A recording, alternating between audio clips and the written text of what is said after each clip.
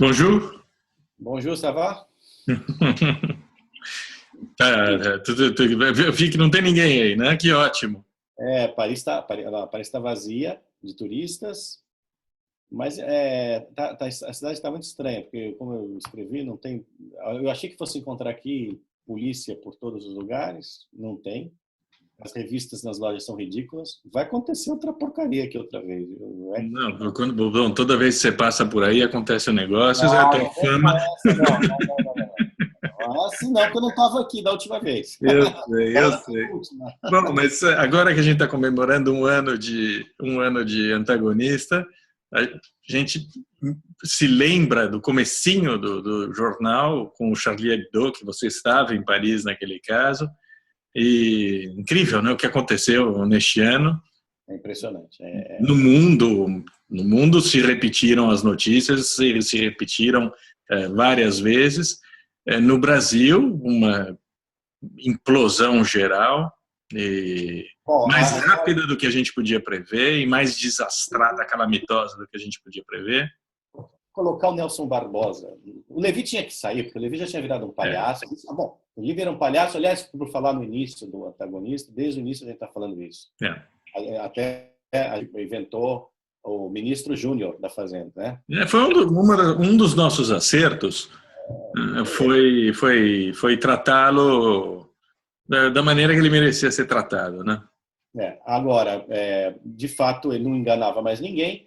Agora, quando você tira, mesmo que você tire ali o disfarce, né? Quando você, a coisa fica ainda pior, né? Então, o Barbosa, as reações ao Barbosa estão aí pelo preço do dólar. Não, o Financial Times acabou de falar que o cara não tem a menor credibilidade. É uma palhaçada. E vai durar até quando? Até março, abril.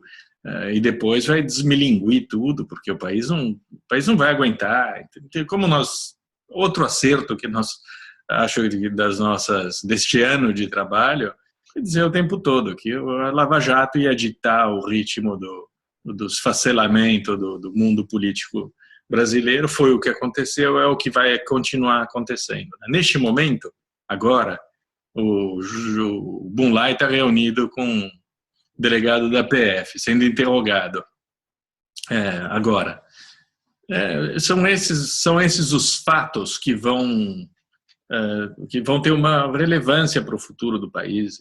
Porque você veja, mesmo em relação a impeachment ou cassação de registro de partido ou de candidatura, enfim, passa pela Lava Jato, porque é a Lava Jato que vai fortalecer vai fortalecer as instituições e enfraquecer os fascínoras que estão no Congresso. Né, e nos tribunais superiores. Nos tribunais superiores também. Né?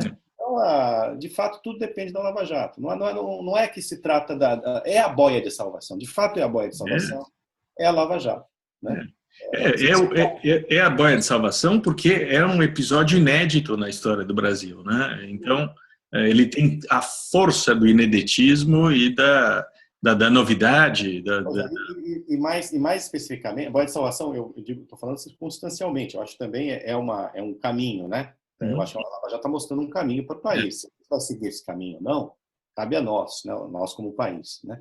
Agora, Renan Calheiros, por exemplo, depois dessa decisão inconstitucional do STF de entregar o poder ao Senado para engavetar ou não o pedido de impeachment aberto na Câmara. Né? O Renan Calheiros precisa cair. Quem é que pode derrubar o Renan Calheiros? 6 inquéritos em cima dele.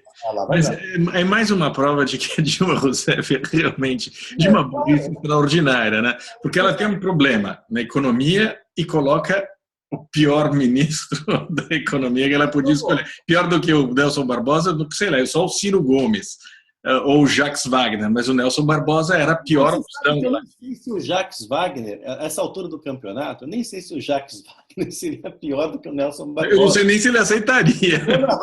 Eu acho que não, mas enfim, o Jacques Wagner está lá para abrir o cofre e tentar comprar meio mundo para não ter impeachment. E Nelson Barbosa não, isso na economia e no resto ela ela tinha um argumento. O único argumento que tinha Dilma Rousseff era: a oposição está com o Eduardo Cunha e o impeachment está atrelado ao nome desse homem que está sendo investigado pela Lava Jato, que tem conta na Suíça. Então eu vou dar abraço ao Renan Calheiros. Que é a mesma coisa. Exatamente a mesma coisa. Exatamente a mesma coisa, né? Agora, a gente já falou disso, é uma questão complicada. Por exemplo, a história do TSE que voltou, né? Eu saí do Brasil conversando, enfim, também havia postado o Aécio logo depois do impeachment pessoal do Aécio, né? Do impeachment, do julgamento lá no STF, da ação do PCdoB, voltou, já estava voltando. Bom, então agora vamos para o TSE e não sei o quê. Tá bom, ok. Mas, senhores, eu me pergunto, quem vai governar o Brasil? Caso o mandato da Dilma seja cassado, é o Eduardo Cunha que vai ser presidente do Brasil durante, sei lá, 90, 120 dias? Não dá, entendeu? E com quem? Mesmo que houvesse todo esse percurso, nós chegássemos a eleições, com quem o Aécio Neves governaria? Quer dizer, a composição com essa ala do Michel Temer terá de ser feita. Tem que ser feita. Olha, eu volto a dizer, e a gente já disse, ok, mas a coisa continua. Como é que pode essa história? Não vamos aceitar cargos. O cara não vai para o governo se não for com um governo de coalizão, Diogo. Quanto mais técnico for o perfil desse governo, melhor para o governo e melhor para o país. Melhor para o país. A gente já disse isso. Tá bom, então é o seguinte, PSDB, escolhe aí, qual é o técnico do PSDB? É o Arminio? Ótimo, sensacional. Ótimo para nós, o Mansueto, ótimo para nós. É o Serra? Ótimo. O Serra, se cuidasse da saúde, imagina, de novo. O Serra da saúde na educação. Agora, é aquilo, educação, né? Aí começa aquela briga, quer dizer, recomeça, na verdade, não recomeça não, já nunca acabou, volta mais viva do que nunca, que é a briga interna do PSDB, porque, se o Serra for para o Ministério, o Cacife o Serra, o Alckmin não quer, não sei o que, quer dizer, fica com essa discussão tola e perde-se de vista o Brasil. Aí tem a questão também, Michel Temer no TSE. Michel Temer pode ser cassado na presidência da República? Pode, porque a ação de impugnação de candidatura continua, a menos que ele consiga se separar. Vai conseguir? Nunca houve caso de separar a mesma chapa de presidente.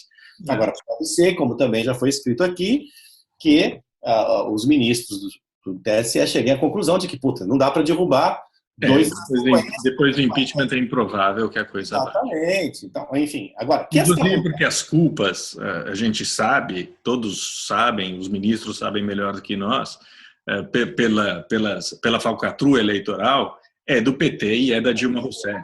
Ele iria porque faz parte da chapa e porque foi eleito junto com ela e tem uma responsabilidade subjetiva.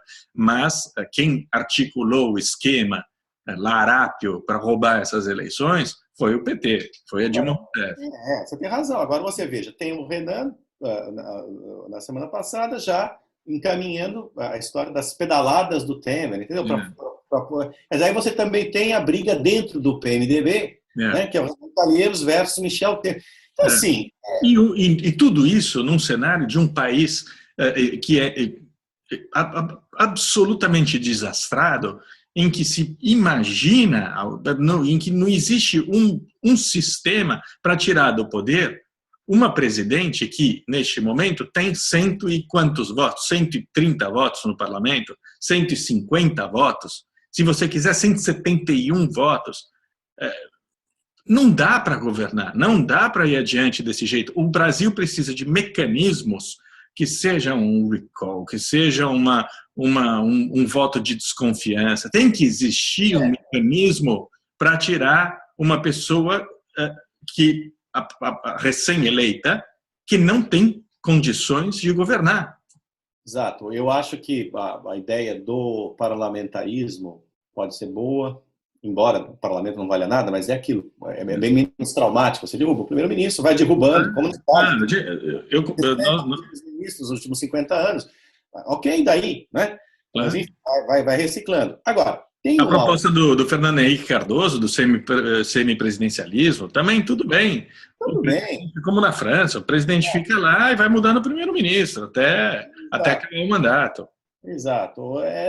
Ou mesmo, Diogo, tem ou talvez uma reforma, que é uma coisa a se pensar, por exemplo, acabar com o Senado. É.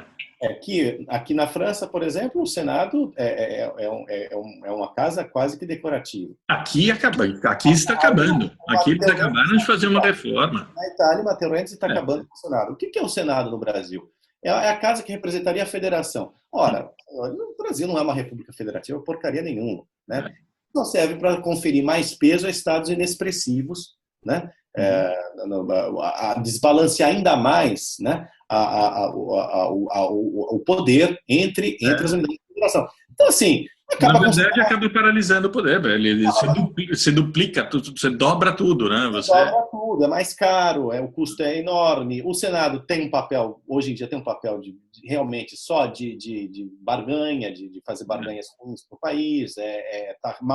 O país não está representado no Senado. Essa distorção que o STF acabou de criar desproporciona ainda mais, né, o poder. Quer dizer, o Senado, imagina, os representantes do povo são os deputados, não os senadores. Os senadores são representantes dos estados. Né? Então, assim, é uma possibilidade, por exemplo, né? Quer dizer, acabar com o Senado.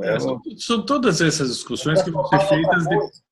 Todas essas discussões que têm de ser feitas e têm de ser feitas depois da queda da Dilma Rousseff. Eu me pergunto, você olha o Senado, eu fico com a Constituição, entendeu? A Constituição está ali, para mim tem coisas extremamente claras na Constituição.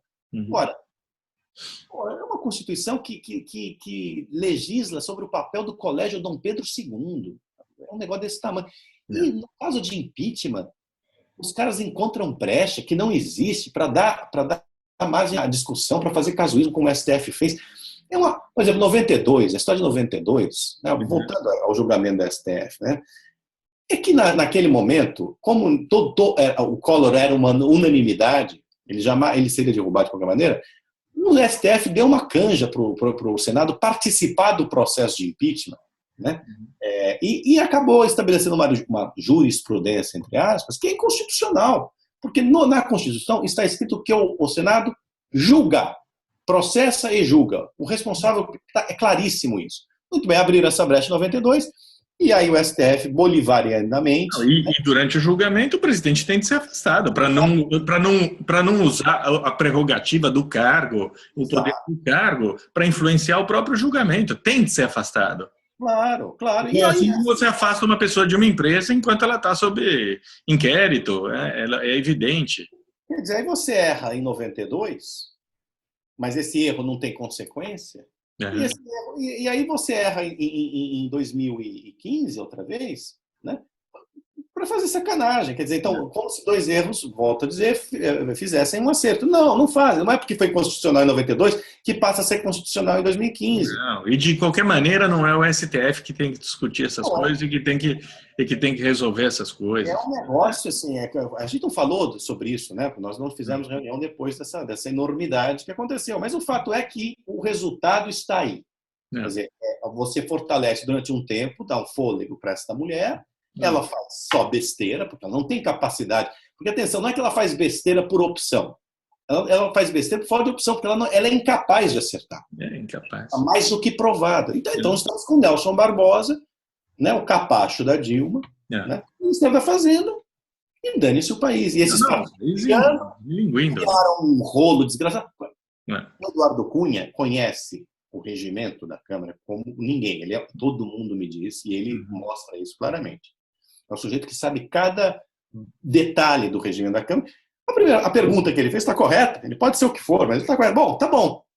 Chapa única, mas e se me conta assim, e se os deputados não quiserem recusarem? O que o STF vai fazer? Tem uma carta, Diogo, a nossa leitora Magda Brossard, que mandou aqueles abafos. Sim. Nosso, né? Porque se o Paulo Brossard, aquilo ali, de fato, o Paulo Brossard faria tudo de outra maneira, a gente sabe disso. Me mostrou uma carta em que o Sobral Pinto cumprimentava o Paulo Brossard quando o Paulo Brossard foi para o STF. E tem um parágrafo que me chamou a atenção. Falou, é importante que haja no STF pessoas com experiência parlamentar. E pessoas com experiência parlamentar, elas fazem entender aos demais ministros como é que funciona a política. E é possível, né, dar a entender, né, que a importância disso. Por quê? Porque faz com que o STF tome decisões levando em conta o contexto político, sem ferir a Constituição. Digamos que esses ministros não estivessem, não tivessem má fé, esses que fizeram essa enormidade na semana passada. Né? Se eles tivessem alguma experiência parlamentar, talvez eles tivessem percebido, e o Toffoli chamou atenção para isso. Quer dizer, como é que pode interferir dessa maneira no voto do deputado? Olha os impasses que vocês vão criar. Não é uma ideia. Não, e passando por cima de um parlamento em que, provavelmente, a presidente da República não consegue arrebanhar com cargo, com verba, ela não consegue chegar a 170 deputados. Com todos os instrumentos que ela tem a seu dispor, com os partidos mais fisiológicos do planeta, com 30% do Congresso sob investigação por corrupção, nem assim ela consegue comprar essa gente. Ela tem menos de 170 votos. É inacreditável que, pela primeira vez na história, um presidente que queira comprar não consiga comprar. Mas olha, Diogo, faz o quê? Umas 3 semanas, ou talvez um mês, né? Eu conversando com o pessoal da oposição, eles fizeram uma conta. E a gente publicou essa conta, que, na verdade, eles não teria, no máximo, 160 votos.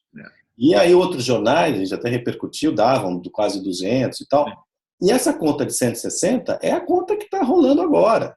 E daí o Datafolha conseguiu encontrar 159, porque incluiu todos os governistas, 100% dos governistas, e o resto disse que não ia dizer, porque não confia no Datafolha, em primeiro lugar, e porque não confia, porque não sabe. Porque não sabe, porque a gente está negociando. Porque se houver a certeza de que o Michel Temer vai ser o novo presidente, ela não vai ter 160 votos. Ela vai ter 80 votos. Exato. E tem a outra coisa que a decisão do STF complicou, embolou o meio de campo, e que deixou muitos deputados sem saber para onde ir, é exatamente isso, Diogo. O Senado sinaliza, você entendeu? Então o deputado ele fala, por que eu vou votar em favor do impeachment se no Senado esse negócio pode ser derrubado? Né? Agora, com a decisão do STF de entregar para o Renan Calheiros, porque para o Renan Calheiros a decisão, essa é a verdade. Né? Muito deputado também já ficou sem bússola. Agora, a tendência, porque não tem outro caminho, é que, de fato, essa mulher vá para o saco. Mas a gente vai ver em fevereiro, a gente vai ver em março. Não tem jeito. Até porque também é o seguinte... Essa recuperação de... Diogo, muitos leitores... Essa mulher vai desabar, e vai desabar de um jeito tão brutal que ela vai ter 1/3 no Senado também. No Senado ela precisa de metade dos votos e não vai ter 1/3. Essa frase do Teori Zabar, até no Teori, né? Teoria. É um negócio... PT e PMDB vão acabar. Vão acabar, não tem jeito. Agora, tem muitos leitores perguntam, bom, mas se esse pedido de impeachment não for aceito, poderá ser apresentado um outro? Então vamos responder. Sim. Inclusive a Janaína Pascoal é bem clara nesse aspecto.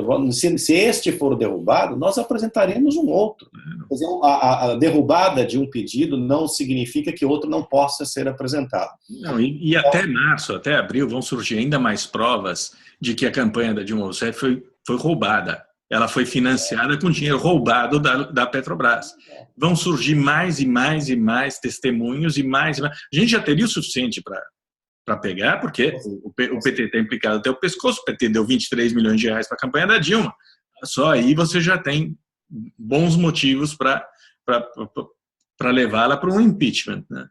Seria ótimo, eu acho, derrubar a Dilma, não pelas questões fiscais, e sim pelo roubo. Mas isso vai se ver mais adiante. Que ela vai cair, não tem... vai chegar num ponto em que ela ou o país vão ter que, sabe... As pessoas vão escolher o país. Você vê até os banqueiros. Não há Os como. banqueiros pularam fora. Não há O como. Bradesco puxou o carretel do Joaquim Levy. Falou, vem, chega. Já deu. Gente, um ano, acabou.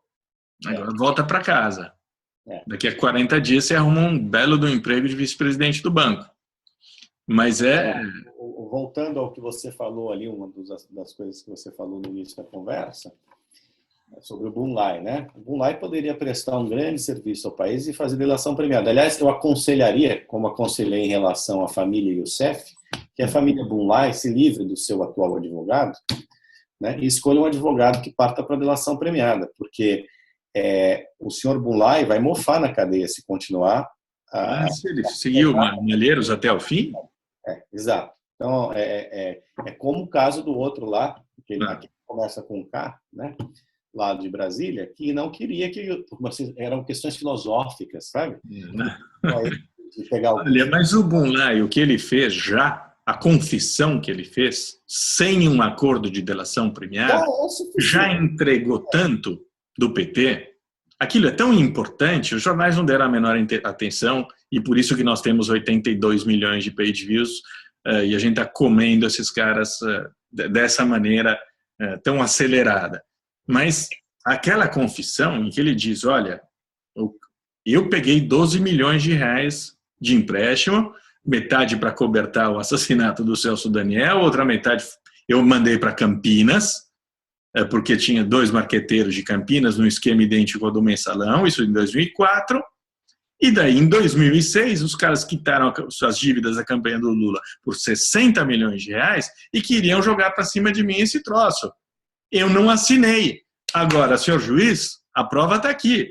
O Banco Shahin queria cobrar de mim 56 milhões de reais para quitar as dívidas de 60 milhões de reais da campanha do Lula. Está lá. Quer dizer, já está dito. Agora, a justiça vai continuar até quando a fingir que isso não existe? Porque a justiça também não são só os jornais. E a fazer depoimento, a permitir que o Lula faça depoimento reservado, secreto. Aliás, onde é que está aquela ação também de tráfico de influência? Da Odebrecht? Cadê? Como é o nome daquele procurador? Eu sei o nome da moçada de Curitiba. Eu confio na moçada de Curitiba. É Ivan Terrível. Ivan Terrível, eu esqueci o sobrenome dele. Ivan Terrível. E aí? Vai rolar? Cadê? Né?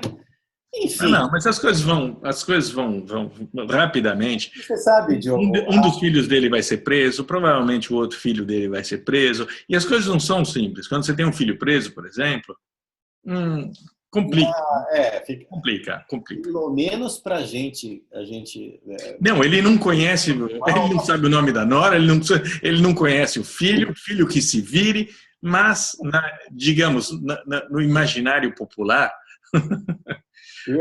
saber que o Lula tem um filho preso por corrupção, vai ficar um pouco mais difícil de se apresentar em público da próxima vez, digamos assim. Eu pus no meu Twitter, quando veio a notícia que ele disse que não sabia, que não conhecia e tal. Assim, então, eu, se fosse um procurador, eu perguntaria para ele, e o Mário? Você conhece o Mário? Só para ouvir a resposta e dar contra-resposta, né? Porque nessa altura do campeonato só levando a gozação, né? Só levando a gozação. Bom, ele falou a meu respeito uma vez, muito tempo atrás. Não, o Mário aí não sou eu não, hein? Porque eu nem Não, eu sei. Mas você lembra que ele falou uma vez a meu respeito, mas ele não lembrava o meu nome. Eu não sou casado com o filho dele. Não. Ele não lembrava o meu nome, mas ele falou aquele filho da puta, obviamente. Ele se referiu a mim dessa maneira. De maneira educada e elegante. Muito educada e elegante. Bom, escuta, bom voyage. Obrigado. Amanhã eu estou em Nova York, a gente vai se falando nesses dias. Vamos ver se a gente faz, sei lá, uma reunião antes, vamos tentar fazer uma reunião de 1 ano, né? Vamos. Acho que seria importante. E o nosso site vai continuar. A gente não está em recesso, né? Não. A gente deve diminuir um pouco o ritmo. Depende. Vai ter menos notícia. Eu espero que um árabe maluco não faça nada. Não, também não, senão você vai ter que fazer 60 posts sobre isso. Não estou pensando só em você, tá, obviamente. Estou pensando na humanidade nesse caso, mas você faz parte ainda da humanidade. Há controvérsias, mas eu acho que ainda faz. Abração. Cláudio tinha que aparecer aqui, o desgraçado está onde? Não, sumiu. Sumiu. Cláudio, você foi procurado, mandamos para você o link. Você... Não, enquanto a gente estava conversando aqui, eu recebi um ok. Ok? Ok, nada. Não apareceu. Ok, não apareceu aqui. Espero que ele esteja fuçando uma boa história para nós. É isso. Então tá bom, Cristian. Tchau. Tchau.